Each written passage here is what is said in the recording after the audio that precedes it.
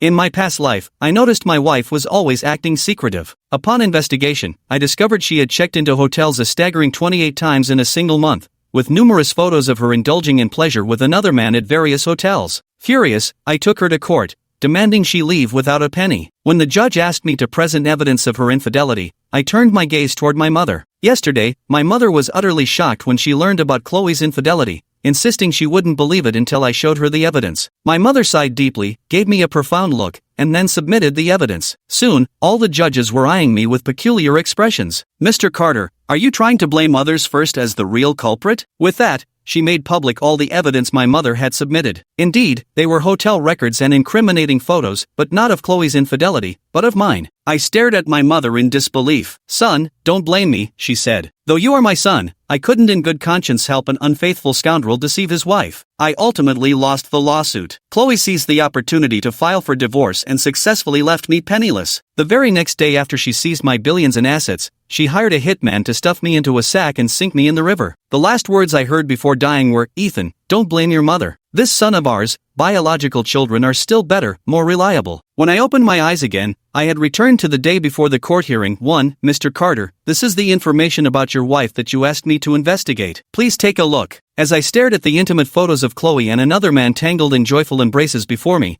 I gradually surfaced from the suffocating sensation of drowning. Seeing me remain silent for a long time, my expression shifting between gloom and uncertainty, the private investigator I hired at a high salary lightly patted me. He sighed and said, "Mr. Carter, please accept my condolences. Anger harms the body, don't grieve too deeply." Sad? Perhaps a little, but mostly confusion and bewilderment. "Ethan, don't blame your mom. A son, after all, is better when he's your own flesh and blood, more reliable." Those words from my mother in my previous life still echo incessantly in my mind, leaving me utterly perplexed even now. What exactly did she mean by that? Mother-in-law and daughter-in-law conflicts have existed since ancient times, but as a mother-in-law, why would she take the daughter-in-law's side to harm her own son? What on earth was going through her mind? "Mr. Carter, are you all right?" I shook my head and immediately wrote him another check for $2 million.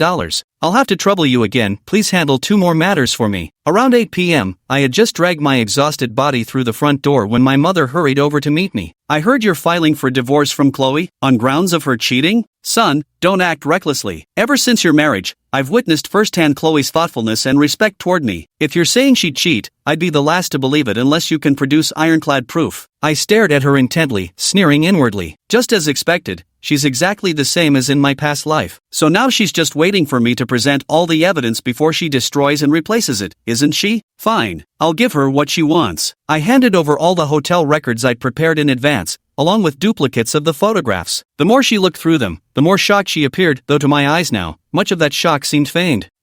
Chloe actually really cheated? Truly, you may know a person's face but not their heart. It seems all her previous thoughtfulness and respect were just an act. At her core, she's nothing but a shameless slut. After angrily cursing thoroughly, my mother grabbed my hand, her face full of pity. "My son, you've been wronged. In my past life, her tender pity might have brought a faint warmth to my already frozen heart. But now, it only sends chills down my spine. It's hard to imagine what kind of ferocious cruelty lies hidden beneath her hypocritical mask. My boy, Mom supports you. We absolutely must fight this divorce case tomorrow. I'll accompany you to court and make sure she leaves with nothing. Let's see if that bastard she's seeing will still want her after that." I kept my eyes firmly fixed on her, observing intently. You know what? That look of indignation on her face really didn't seem fake, it clearly came from genuine emotion. So much so that I really wanted to ask her, just what kind of sweet talk had Chloe fed her? Or was there some fatal piece of leverage Chloe had over her? But several times I opened my mouth, only to close it again. "Ethan, why are you hesitating? If you have something to say, just tell me. There shouldn't be any secrets between a mother and her son."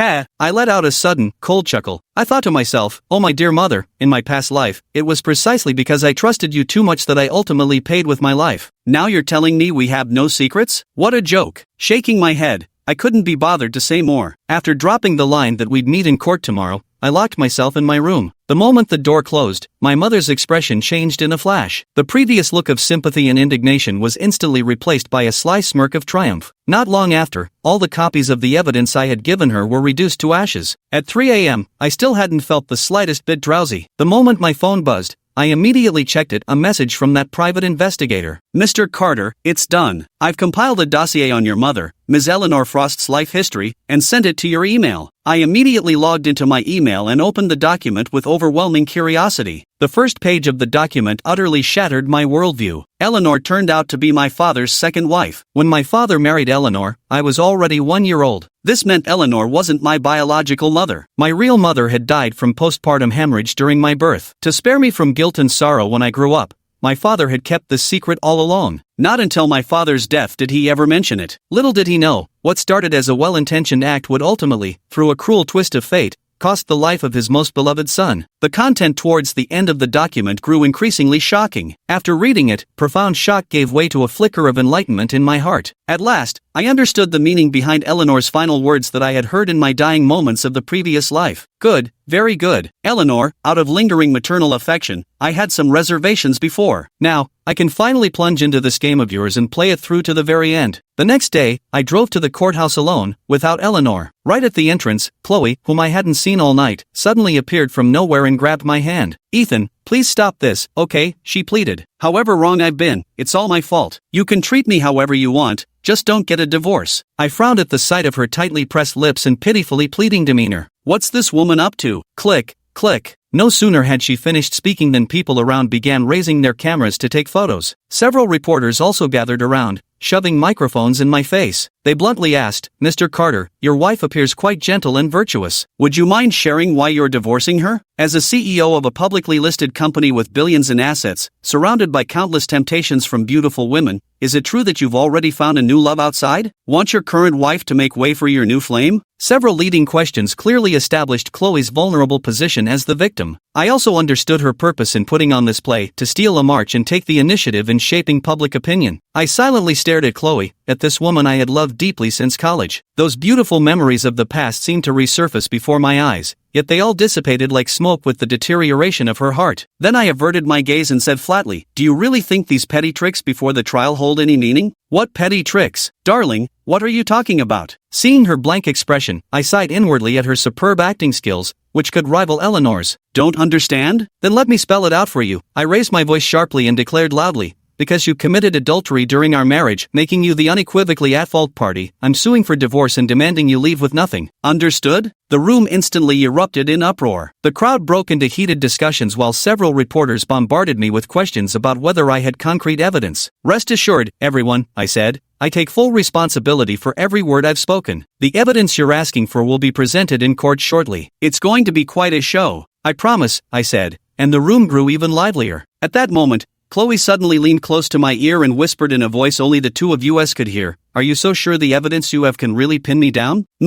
I nodded calmly. "I'm absolutely certain." "Ha, you really have that mysterious confidence," Chloe sneered. "How about we make a bet then, on the outcome of this lawsuit? The loser dies. Ethan Carter, do you dare?" My pupils abruptly contracted. I thought to myself, this woman doesn't even love me anymore, yet we're still so strangely in sync? How bizarre. Seeing me remain silent and unresponsive, Chloe let out a disdainful snort. "If you don't dare, forget it, coward." With those words, she turned to leave, when I suddenly spoke up. "Fine, I accept. Whoever loses dies." 3. Chloe's steps faltered. She turned back and stared at me in stunned silence. "Darling, what's all this about losing and dying? What on earth are you talking about? Even if you want to drive me away with some trumped-up excuse, don't scare me like that." After she finished speaking, the looks everyone gave me grew even more hostile, as if I were some despicable, heartless scoundrel. I ignored their gazes and walked straight into the courthouse. As I passed Chloe, I whispered softly, "Keep pretending, keep acting. Let's see if you can keep it up much longer." Half an hour later, the court was in session. As the wealthiest individual in the city with immense influence, the courtroom was packed to capacity with journalists and media personnel who had come to observe the trial. "Order in the court." The judge rapped the gavel and got straight to the point. "Mr. Carter, you are filing for divorce on the grounds of Ms. Miller's marital infidelity and demanding she leaves the marriage with nothing. Do you have any evidence to support your claims?" I turned to look at Eleanor. Sigh. Just like in my previous life, Eleanor let out a long sigh, gave me a deep look, and then handed a file to the judge. The judge took just one glance before immediately frowning and turning his gaze toward me. As he continued reading, his brows furrowed even deeper, until eventually, visible ire surfaced across his face. "Mr. Carter, are you playing the victim while being the perpetrator? This courtroom is hallowed ground. Even if you're worth billions and this city's wealthiest man, Such childish games will not be tolerated. The onlookers were all taken aback, unable to comprehend why the judge had suddenly become so irritable. Your Honor, I don't understand what you're saying. Still playing dumb? Fine. Then take a look at the big screen. The judge immediately projected all the materials Eleanor had just submitted onto the screen. The record showed 28 hotel stays in a single month, but the name on them wasn't Chloe's, it was mine. There were intimate photos of me happily indulging with various women, along with a video. In the video, I was openly frolicking with several beauties at once, engaging in such outrageous antics that it left everyone wide-eyed. While reveling, I even declared, in a few days, I'll divorce that old hag at home. Don't say I never gave you little foxes a chance. Whoever performs best this time gets my backing for promotion. Boom! The entire courtroom erupted instantly. Who would have thought it wasn't Ms. Miller who committed adultery, but Mr. Carter? And he actually dared to play the victim in court. The audacity to submit his own infidelity evidence directly to the judge. He's not even bothering to pretend anymore, is he? Where does he get the nerve to think the judge would side with him? Just because he's worth billions and is the richest man in our city? Bah! Richest man my foot. No matter how much money he has, I still look down on him. Despicable, vile, calling him scum would be a compliment. He's nothing but a modern-day villain. The crowd's curses surged like a tidal wave, threatening to drown me completely. If not for the fence blocking the way, many people would probably have rushed over to beat me up. Son, Mom failed you. But Mom can't go against my conscience to help a scumbag harm his virtuous wife, Eleanor said with a grief-stricken expression. Virtuous wife? Ha! I sneered and said to the judge, Your Honor, I deny all the materials submitted by Ms. Eleanor. I demand an immediate verification of the document's authenticity.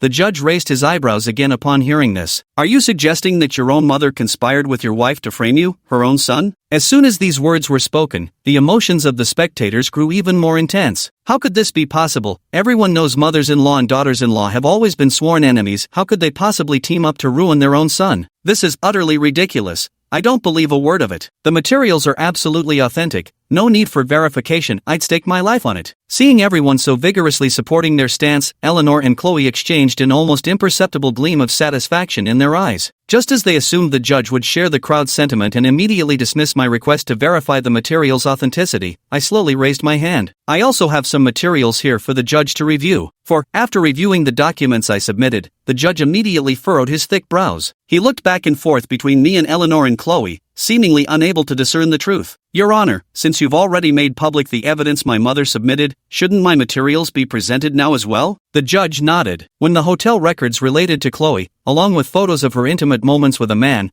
were projected onto the large screen, the courtroom erupted in uproar once again. What on earth is going on here? Does this mean Mr. Carter's mother really conspired with her daughter-in-law to frame him? What could she possibly gain from that? What sick mother would do such a thing? I still believe in Ms. Eleanor and Ms. Miller. That's right. The materials submitted by Mr. Carter are most likely fake. Although more people still believed in Eleanor and stood on Chloe's side, both of them were visibly flustered at this moment. The way Eleanor glared at me, gnashing her teeth, seemed to say, I never expected you to be this cunning, keeping secrets even from your own mother. I met her gaze without flinching and sneered. The documents I gave you last night were just copies. Shall I hand you a mirror, so you can see how hideous you look right now? Everyone looked at Eleanor and realized she indeed appeared rather strange now. Eleanor's eyes darted quickly, reacting swiftly. She acted even more furious than before and slammed the table hard. Ethan, mother has taught you since childhood that everyone makes mistakes. What matters most is recognizing and correcting them. But you? Not only do you refuse to admit your mistake and take responsibility, you even fabricated evidence to frame Chloe. Seeing her start acting again, I snorted in disdain. To hell with your repentance. If I were to blindly admit to this mistake, I'd be risking my life. Woo-woo, Chloe, you've really suffered. It's all my fault for not raising Ethan properly from childhood, which led him to become like this. Seeing she was addicted to acting, I couldn't be bothered to waste any more words on her. I once again requested the judge to verify the authenticity of the two documents. At that moment, someone suddenly let out a soft exclamation. I just realized that Mr. Carter's expression in the photos and videos submitted by Lady Eleanor appears unnaturally stiff, most likely photoshopped. No sooner had he spoken than many people recognized him. He was a renowned digital imaging expert, famous for having assisted the police numerous times in successfully authenticating various materials. Upon learning the other party's identity, the judge immediately requested an on-the-spot verification of the two sets of documents. The results came swiftly. All the documents I submitted were genuine, while Eleanor's materials turned out to be entirely fabricated. The courtroom erupted in uproar. Public opinion flipped instantly, with the crowd now directing far more intense and vigorous criticism at Eleanor and Chloe than they had previously unleashed on me. A mother-in-law conspiring with her daughter-in-law to harm her own flesh and blood. Today I've truly witnessed something unheard of. Is this old woman crazy? Or is there something seriously wrong with her brain? Poor Mr. Carter. Not only did he marry a shameless slut, but he also ended up with a crazy mother. Order in the court. The judge rapped the gavel and stared sternly at Eleanor. Miss Frost, do you have any explanation for submitting fabricated evidence in court? If not, you will bear legal responsibility. Eleanor looked bewildered, so anxious that she began to shed tears. Your Honor, I didn't forge the materials, my daughter-in-law gave them to me. When she handed them to me, I was so angry I didn't think twice and just believed them to be true. Chloe, you really cheated? What on earth is going on? I secretly gave her a thumbs up in my heart.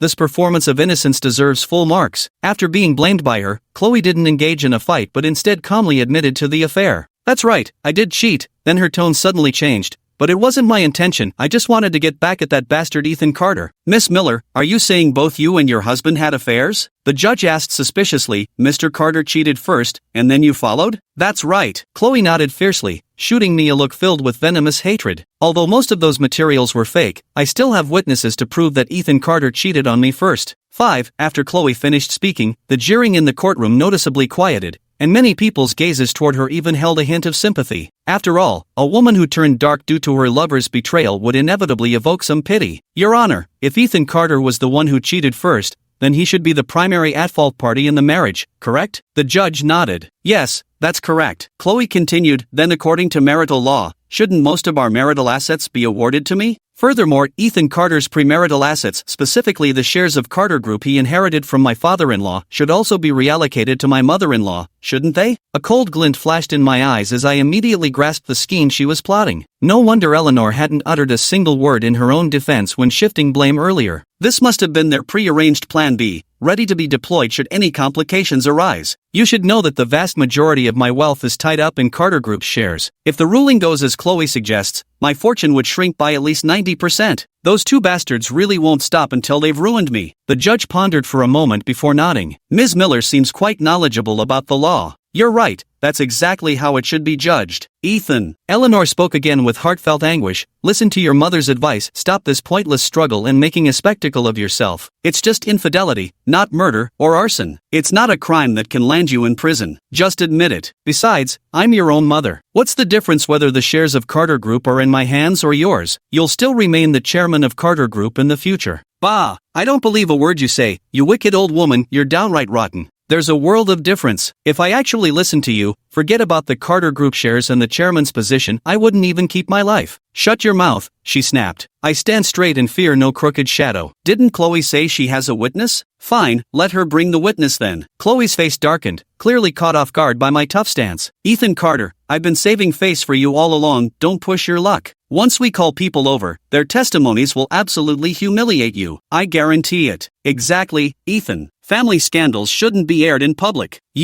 Enough. I cut her off, and Eleanor's expression darkened. Chloe stopped dawdling. After making a phone call, her 3 witnesses arrived swiftly. 1 man and 2 women. The judge asked them to state their identities. One of them turned out to be my newly hired female secretary. The other 2? One was a housekeeping manager at a 5-star hotel. The other a beautiful front desk receptionist. Now, please testify. How can you prove that Mr. Carter was unfaithful before Ms. Miller? Before the 3 could respond to the judge's question, Chloe jumped in with an answer. Manager Williams and Miss Davis have both witnessed Ethan Carter bringing different women to their hotel for rooms on multiple occasions, and he changes partners at an alarming rate, at least 8 different women per month. Ethan Carter's newly hired secretary, is the one who's been meeting him for secret hotel encounters most frequently. Chloe then pointed accusingly at the hotel receptionist, her expression growing even more indignant. She continued, Miss Davis once saw Ethan Carter taking a pair of sisters to a hotel room. Unable to stomach it, she muttered scumbag under her breath. After hearing this, Ethan Carter actually went berserk. He dragged her into the room too and forced her to join their escapade. Afterward, he subjected Miss Davis to intimidation and bribery, first giving her $500,000 as compensation. Then he threatened that if she dared report to the police or leak the incident, he'd hire hitmen to wipe out her entire family, no matter the cost. Boom! The crowd erupted again, with a tidal wave of curses surging toward me. That scum surnamed Ka isn't just trash, he's practically committing crimes. Prophets without conscience, a beast in human clothing, that's exactly what this kind of person is. Judge, you must give the harshest sentence to that Ka bastard. Exactly. Even if it's not the death penalty, he should rot in prison. Otherwise, there's no justice in this world. Order in the court. The judge rapped the gavel, fixed his gaze on the three witnesses after a stern command. Gentlemen, is what Miss Miller just said true? 6. Chloe crossed her arms and snorted smugly. Just as she thought victory was assured, the three witnesses exchanged glances, each producing a USB drive to hand to the judge. What's on the USB drive? The judge inquired suspiciously, causing Chloe to momentarily freeze in surprise. This scene didn't seem to be part of their previously agreed upon plan? Could it be, she wondered silently, that her display of extravagant wealth was too convincing, or perhaps she'd promised too many benefits, making them go the extra mile with this additional act? That must be it, she reassured herself internally, just as the judge proceeded to open the first USB drive. It's a recording. Manager Williams, just do as I say and testify in court that Ethan Carter is a womanizer who frequently brings different women to your hotel for overnight stays. Here's the $1 million for you. Beyond that, once I win the lawsuit and Ethan Carter walks away with nothing, I can also promise you 1% of Carter Group's shares. The Carter Group is now valued at nearly $10 billion, and you should understand the weight of that 1%. Silence. The entire hall was deadly quiet, so still you could hear a pin drop. Chloe was left dumbstruck, her entire body petrified. The judge proceeded to open 2 additional USB drives, all containing strikingly similar content, recordings of Chloe secretly bribing witnesses with money. Damn it, so after all this, Mr. Carter turns out to be the actual victim? And here I was feeling sorry for Chloe, thinking she had a tough life, turns out she's just a scheming bitch. How utterly malicious, coercing people into giving false testimony is outright criminal behavior, isn't it? She deserves the maximum penalty. Justice for Mr. Carter. The venue erupted with deafening curses, Chloe's face turning deathly pale. Her gaze shot toward me like lightning, as if demanding, "How on earth did you manage this?" I responded with a cold sneer. Had all 3 witnesses betrayed her at the last moment? Was her money power insufficient after all? Of course not. You should know, she even promised them Carter's shares, an offer I could never match. Initially, all 3 of them took her money and agreed to provide false testimony for her. But when I had the private detectives track them down overnight and gave them a little scare, claiming we already had solid evidence of their agreement to commit perjury and that they'd all face jail time, the already guilty-ridden trio immediately caved. The 3 of them were quite cautious, aware that perjury was a serious crime, so when Chloe spoke with them, they secretly recorded the conversations. Thus, the stage was set for this grand spectacle before us. This can't be possible. How could this happen? Chloe continued stubbornly, I get it now. You must have been bribed by Ethan Carter long ago, which is why you forged that recording to frame me. I couldn't help but laugh again at her antics. Chloe, at a time like this, spouting pointless nonsense will only make you look more ridiculous. We have an authentication expert right here who can immediately verify the authenticity of these 3 recordings. Results could be ready in just a few minutes. Chloe fell silent upon hearing this, watching the growing panic on her face. The crowd already understood even before the expert began the authentication process. These 3 audio recordings are almost certainly genuine. This divorce case is about to reach its final resolution. Chloe Miller, your extramarital affair has been confirmed, and you additionally fabricated evidence attempting to frame Mr. Carter, which constitutes criminal behavior. The facts are clear and the circumstances egregious, warranting severe sentencing. The judge declared solemnly, immediately initiating discussions about the appropriate sentencing for her. Chloe was utterly panicked, realizing there was no way left to turn the tide. Instinctively, she cast a pleading glance toward Eleanor, who had remained silent the entire time. Mom, she began, but Eleanor had already stormed up to her. Slap! With all her might, Eleanor delivered a sharp, resounding blow across her face. Don't call me Mom, she spat. I don't have a daughter-in-law as venomous as you. Chloe's nose bled profusely from the slap, her head buzzing with a ringing sound as she stood there completely dazed. What's this supposed to mean? Am I just being treated as disposable now? Right after, Eleanor came up to me and quickly grabbed my hand. Son, I'm sorry. I shouldn't have doubted you, Mom said. I just hate that bitch Chloe for being such a good actress, she fooled me too. You won't blame your mom for that, will you? 7. I flung her hand away and stared at her with icy eyes. No matter how good Chloe's acting is, it doesn't hold a candle to yours. Ethan, what do you mean by that? Even if I messed up before and wronged you, I'm still your birth mother after all. Keep pretending, go on with your act. Eleanor, what a shame you didn't apply to drama school when you were young. Eleanor felt puzzled inside, not understanding why I would say such a thing. Outwardly, she continued to play the victim, sniffling and tearfully confessing to me. Soon, many people present couldn't bear it anymore. Mr. Carter, while Ms. Eleanor wronged you before, setting aside that she was also misled by your wife, Just considering she's your birth mother, you shouldn't hold on to this grudge. That's right, no son should speak to his own mother like this. It was just a misunderstanding. There's no grudge between mother and son that can't be resolved, just talk it out. Seeing more and more people starting to speak up for her, Eleanor took the opportunity to grab my hand again. Son, stop making a scene, she said. Come home with Mom. Get lost. I shook off her hand in disgust again. Don't call me that, I'm not your son. Chloe's lover is actually your biological son. Boom! That single sentence sent shockwaves through the crowd once more. Even Eleanor, who had remained remarkably composed throughout all the previous surprises, now had a flicker of fear in her eyes after hearing my words. Ethan, what nonsense are you spouting? Stop making a scene here, whatever you have to say, we'll discuss it at home. Ignoring her, I pulled out my phone and called the private investigator I'd hired. Bring him in. Yes, Mr. Carter. The person responded and minutes later, escorted a red-faced, drunken man into the courtroom. Though bleary-eyed from drink, the man was instantly recognizable to many present. Isn't that the man from the photos Mr. Carter submitted earlier? The one tangled up with Chloe? Ha, it really is him. Mr. Carter said he's Miss Eleanor's biological son. What does that mean? I feel like my brain can't quite process this. After a while, the expert image analyst's pupils slightly contracted. He glanced at the drunken man, then at Eleanor, and suddenly remarked, "Don't you think this man actually bears some resemblance to Ms. Eleanor?" At first, no one had noticed it, but once he pointed it out, the more they looked, the more undeniable the familial resemblance between the adulterer and Eleanor became. They truly could pass as mother and son. What began as a simple adultery divorce case had now grown increasingly complicated. Even the judge sensed that something bigger, more explosive, and darker was about to be exposed. Ha, where am I? The cheating husband shook his head, regaining some consciousness, then immediately began cursing at the private detective restraining him. Fuck your mother. Who the hell are you? Why'd you bring me here? Whack! The detective first slapped him on the back of the head, then swiftly grabbed him by the nape and slammed his face violently onto the table. You'd better shut up and behave right now. The next second, Eleanor suddenly flared up. This is a courtroom, how dare you use brute force? Take your filthy hands off him.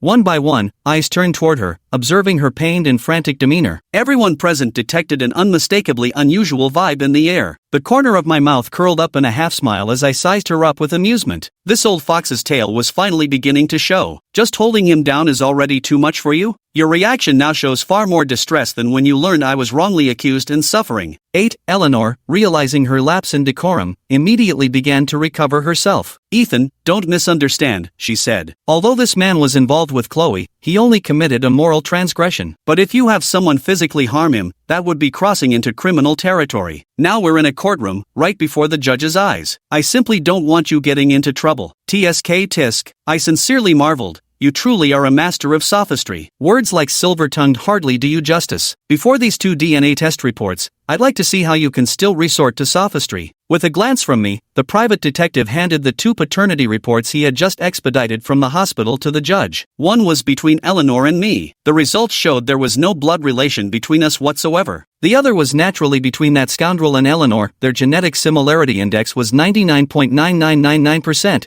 Confirming a mother-son relationship. Eleanor's face flickered with changing expressions, yet she didn't question the authenticity of the 2 DNA test reports, because she knew perfectly well it would be pointless. Even if she challenged them, they could simply conduct another test, leaving her in an even more passive position. After her eyes darted about frantically, she suddenly assumed a look of remorse. Ethan, I didn't mean to conceal this from you, it was all your father's idea. Your birth mother passed away just after giving birth to you. Your father didn't want you to feel guilty or heartbroken over it, so if you're about to start telling a story, just stop right there. I raised my hand to stop him and said, because the story I have to tell is even more fascinating than yours. Once upon a time, there was a small-town girl who moved to the city for work after graduating from high school. Being wild by nature, she spent all her days hanging out with a gang of street toughs. She soon wound up pregnant by some deadbeat named Rick Vance and had a boy. The same bastard who was sleeping with Chloe, Leo Vance. Later, that girl wasn't content just drifting through life anymore. She started dreaming of marrying into wealth and set her sights on my father, who'd just made his fortune and happened to be freshly widowed. But their peaceful days didn't last. When she saw how my father was grooming me to be the future heir of the conglomerate, even writing his will to leave everything to me, the girl harbored murderous intentions toward my father. To that end, she deliberately studied pharmacology and administered small doses of slow-acting poison in his daily meals. My father's health began to deteriorate steadily, and a few years later, he passed away. How laughable that I, his own son, never once suspected the true cause of his death,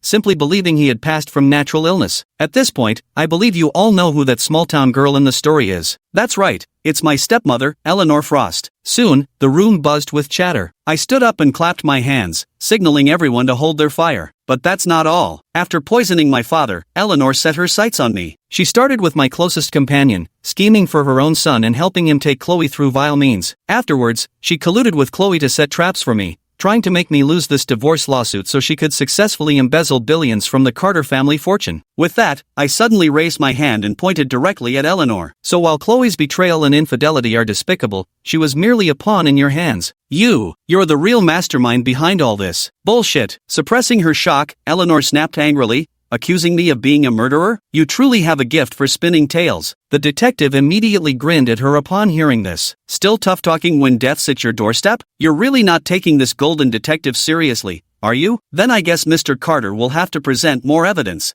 I pulled a USB drive from my pocket and handed it to the judge. It contained a video clip. The judge opened the video and projected it directly onto the screen. The footage showed a cafe setting where Eleanor and her son Leo were leisurely enjoying their coffee, both visibly pleased. Mom, you've been persistently poisoning that old man for 7 years, and today you finally succeeded in killing him. Come, let's toast to celebrate. Eleanor laughed as she clinked glasses with him and said, although that old bastard is dead, we shouldn't celebrate too soon. After all of the Carter family's assets are now in Ethan's hands. What should we do then? After a brief moment of thought, Eleanor grinned with a sinister smile. If you can snag that little bitch Chloe, and then we team up to set a trap, we can make Ethan leave with nothing but the clothes on his back. Snag Chloe? Leo's face fell instantly. I heard she's a proper lady, and now she's the wife of the Carter Group's boss. There's no way she'd look twice at a street punk like me. Easy, Eleanor said, pulling a small brown vial from her purse and handing it to him. I'll arrange for you two to meet. Just slip this into Chloe's drink, and then, let nature take its course. Later on, you just need to do it a few more times, get her pregnant, and then I'll confront her. How could we not succeed in controlling her then? Leo's eyes lit up, and he gave a thumbs up. Mom, brilliant. The video ended. With such irrefutable evidence before her, Eleanor could no longer quibble. That old Frost woman's viciousness has genuinely shattered my worldview. Nothing more needs to be said. The mere fact that she murdered her own husband is enough to sentence her to death. Humph.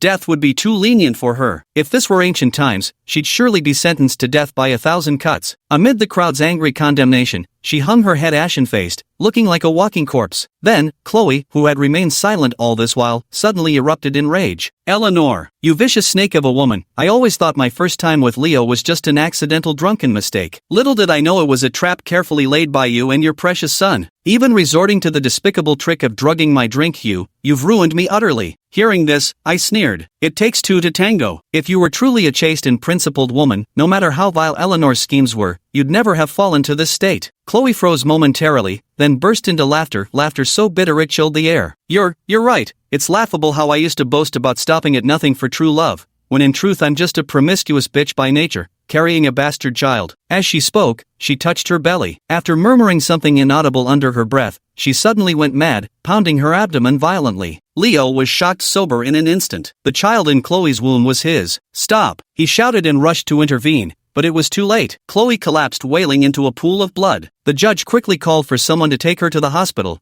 then solemnly fixed his gaze on Eleanor and Leo, the mother and son. After deliberation, it was decided that Eleanor would be sentenced to life imprisonment, while Leo received a 10-year prison term. I couldn't help but frown. Although the verdict wasn't unreasonable, I wasn't satisfied. After racking my brain for a moment, I approached Leo immediately after the trial ended. In a voice only he could hear, she said, I still hold the final piece of dirt on your biological mother. Let me tell you right now. Your father, Rick Vance, she killed him too. Back then, your mother was determined to climb the social ladder, desperate to marry into wealth and live the high life. With your father constantly hounding her, naturally she had to remove this stumbling block. At that time, your mother hadn't yet taught herself pharmacology, so compared to my father, your dad's manner of death was even more gruesome. Whoosh! Leo's eyes suddenly flew open in fury. With a roar, he charged at Eleanor beneath her horrified gaze. Like a wild beast, his face twisted in ferocity as he sank his teeth viciously into her neck. Blood instantly gushed forth. Eleanor managed only 2 agonized screams before falling silent. Court officers forcibly restrained Leo, and after a brief examination, pronounced Eleanor dead. Leo was consequently sentenced to death, to be carried out immediately, for the brazen act of matricide committed in open court. A few days later, it happened to be the anniversary of my father's passing. I stood before his gravestone holding a bouquet of chrysanthemums for a long while, until my phone vibrated. I took it out and saw a text from Chloe, saying she had realized her mistakes and asking if I could ever forgive her. Just then, a gentle breeze brushed by. I smiled softly and replied to her, "Birds and fish were never meant to cross paths. From now on, our worlds shall never meet again." The end.